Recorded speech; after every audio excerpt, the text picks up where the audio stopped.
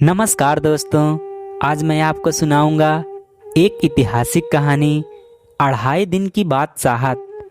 आइए शुरू करते हैं। बक्सर के मैदान में एक बार हुमायूं और शेरशाह सूरी का घमासान युद्ध चल रहा था। युद्ध में हुमायूं बुरी तरह हार गया और उसे शेरशाह सूरी की सेना ने तीनों ओर से घेर लिया। हुमायूं अपनी जान बचाने के लिए युद्ध के मैदान से भागकर गंगा के किनारे आ पहुंचा। हुमायूं ने अपने घोड़े को गंगा के अंदर उतारने की बहुत कोशिश की, लेकिन सफलता नहीं मिली। हुमायूं को डर था कि यदि शत्रु सेना यहाँ पहुंच गई तो उसे गिरफ्तार कर लेगी। उसी समय निजाम भिश्ती अपनी मशक में पानी भरने के लिए गंगा के किनारे आया। निजाम बहुत अच्छा तैराक था। हुमायूं ने निजाम को अपनी परेशानी से अवगत कराया। निजाम हुमायूं को मशक पर लिटाकर गंगा पार कराना चाहता था, किंतु हुमायूं पहले तो मशक पर गंगा पार करना ही नहीं चाहते थे, लेकिन बाद में गंगा पार करने का और कोई रास्ता न देखकर उन्हें निजाम की बात माननी पड़ी। निजाम ने कुछ ही देर में हुमायूं को मशक पर लिटाया और तैरते हुए गंगा पार करा दी। हुमायूं ने निजाम को बहुत सारा इनाम देने का वचन दिया।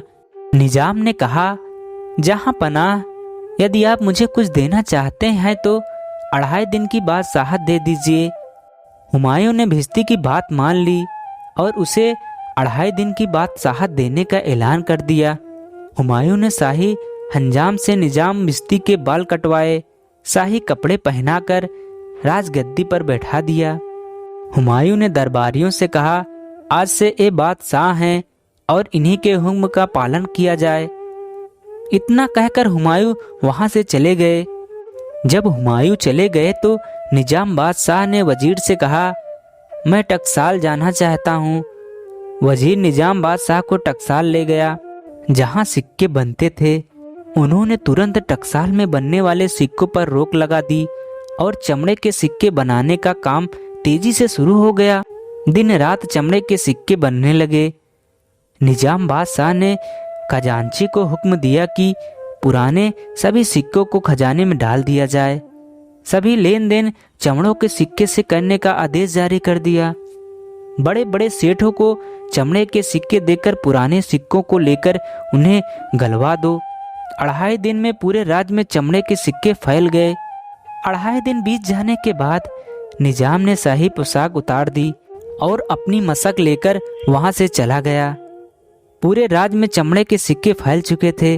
जिसके हाथ में भी वह चमड़े का सिक्का जाता, वही कहता, यह अढ़ाई दिन की बादशाहत का कमाल है। धन्यवाद।